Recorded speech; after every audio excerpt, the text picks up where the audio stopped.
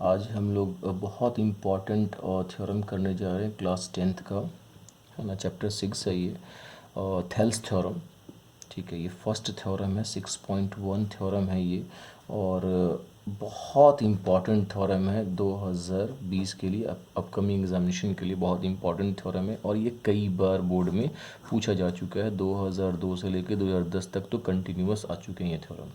और ये थ्योरम जो है पूछने का एक और भी वे है। एक्चुअली ये थ्योरम जो है स्टेटमेंट के तौर पर भी पूछता है, और कई बार एक नंबर में वो पूछा है कि state the Thales theorem.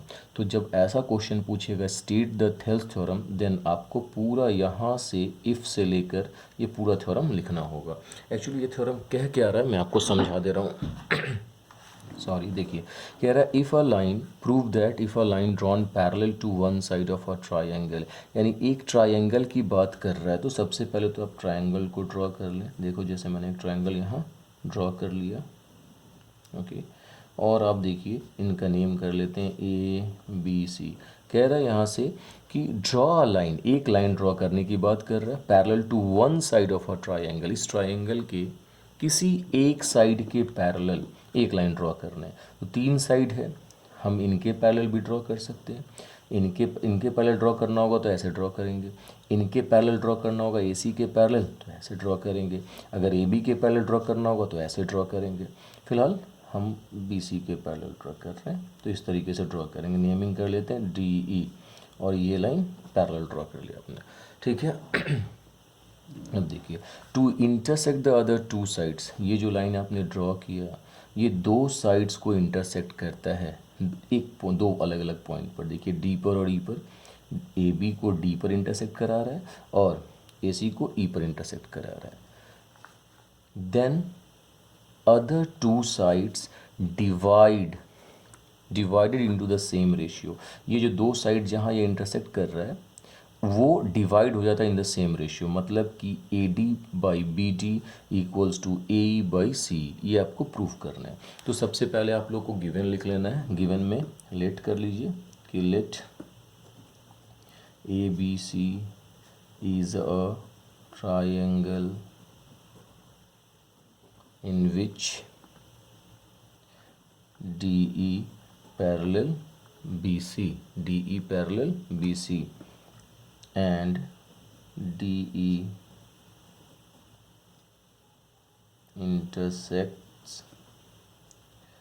AB and AC at D and E respectively. हो गया। टू प्रूव, देखिए जो आपको प्रूव करना है अभी मैंने आपको बताया टू प्रूव में कि AD/DB दिस वन, फिर इधर AB AE ये साइड से AE/EC, ये आपको प्रूव करना है। अब आइए कंस्ट्रक्शन, यानी कुछ कंस्ट्रक्शन करना होगा आपको यहाँ से। देखिए कंस्ट्रक्शन में जो भी करेंगे वो यहाँ लिखेंगे। हम लोग ड्रॉ करने यहाँ से एक परपेंडिकुलर लाइन इस पर L, एक परपेंडिकुलर लाइन यहाँ से ड्रॉ करने इस पर M, और इन दोनों B को E से और C को D से ज्वाइन कर देना है। तो जो मैंने किया वो यहाँ लिखने हैं आपको। आपको करने हैं क्या, आपको लिखने हैं ड्रॉ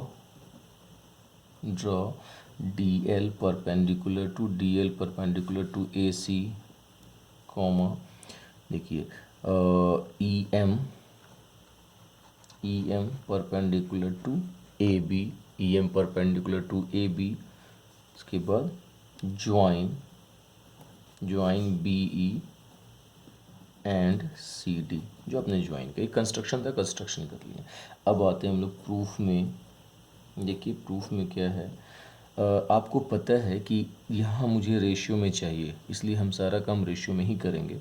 एरिया ऑफ ट्राइंगल, अगर मैं बोलूँ कि एरिया ऑफ ट्राइंगल ADE बताएं, एरिया ऑफ ट्राइंगल ADE बताएं, और मैं बोलूँ कि भाई रेशियो चाहिए, इसलिए मैं रेशियो निकालो, area of triangle DBE, area of triangle DBE।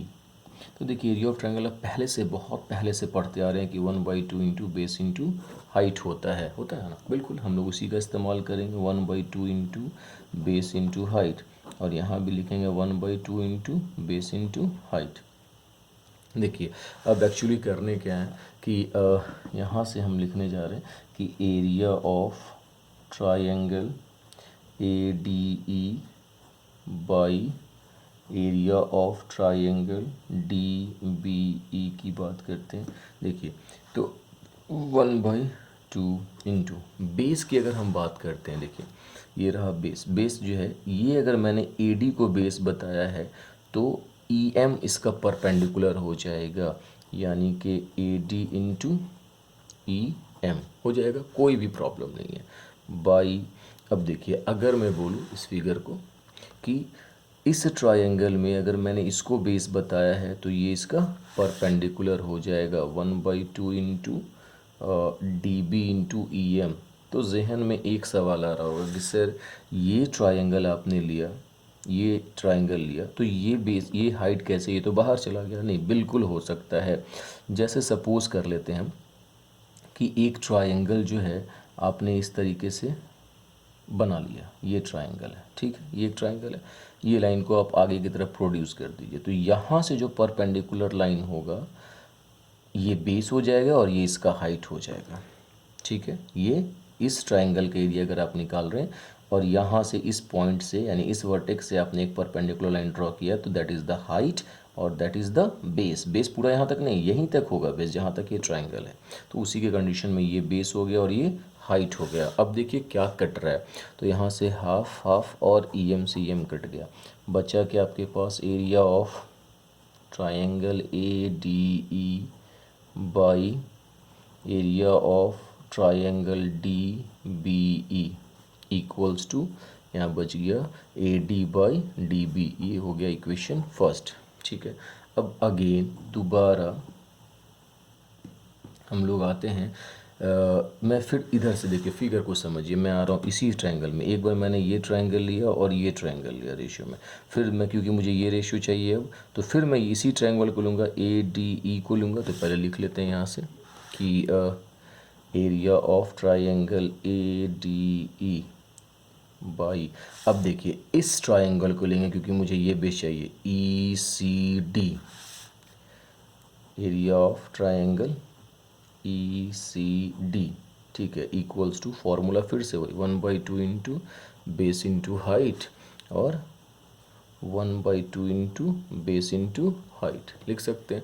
अब देखिए आप यहाँ से वैल्यू रखिए, area of triangle A D E by area of triangle E C D equals to 1/2 into, देखिए अगले बार आपने ये बेस लिया था, मैं बोलूँ इस बार मेरा बेस ए ई है तो हाइट कौन हो जाएगा, डी एल। बोलिए हाइट क्या हो जाएगा, डी एल। तो यहाँ से हम लिख लेते हैं A E into D L. Same condition में 1/2 इंटू, अगर मैं बोलूँ कि ये मेरा बेस है, ई सी मेरा बेस है तो डी एल मेरा हाइट हो जाएगा, ई सी इंटू डी एल। देखिए डी एल से डी एल और ये हाफ से हाफ कैंसिल, आपके पास बच गया area of triangle A D E by area of triangle E C D equals to A E by E C. ये हो गया इक्वेशन सेकंड। देखिए फर्स्ट सेकंड को अगर आप गौर करते हैं तो ये area of triangle A D E, area of triangle A D, यहाँ पर डी बी ई है, यहाँ पर ई सी डी है। भाई बस अगर ये दोनों सेम हो जाएगा तो ये मेरा प्रूव हो जाएगा। तब देखिए नाइन्थ में आपने एक थ्योरम पढ़ा था, वो मैं यहाँ लिख दे रहा हूँ। Now triangle D B E and triangle E C D are on the same base. अब देखिए ये दोनों ट्रायंगल मेरा सेम बेस पर है, कैसे मैं दिखा दूँ, देखिए डी बी ई, डी पर, ई सी डी, डी पर, यानी ये दोनों एक ही बेस पर है। एंड बिटवीन सेम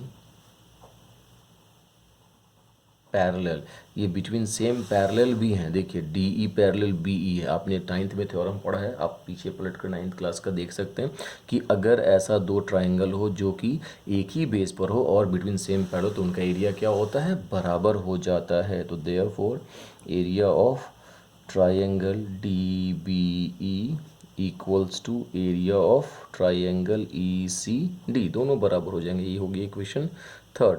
तो देखिए इक्वेशन फर्स्ट सेकंड थर्ड को अगर आप कंपैरिजन करते हैं तो इनके जगह पर आप पहले तो इन दोनों को कर लेते हैं, यहाँ से लिख सकते हैं, या फिर area of triangle A D ई और बाई एरिया ऑफ ट्राइंगल, देखिए ई सी डी के जगह पर, ई सी डी के जगह पर हम ये लिखेंगे क्योंकि दोनों बराबर है, डी बी ई लिखेंगे equals to A E by E C. ये हो गया इक्वेशन 4 और यहाँ आप लिख दीजिएगा फ्रॉम इक्वेशन थर्ड। तीसरे इक्वेशन से ये काम आपने किया है।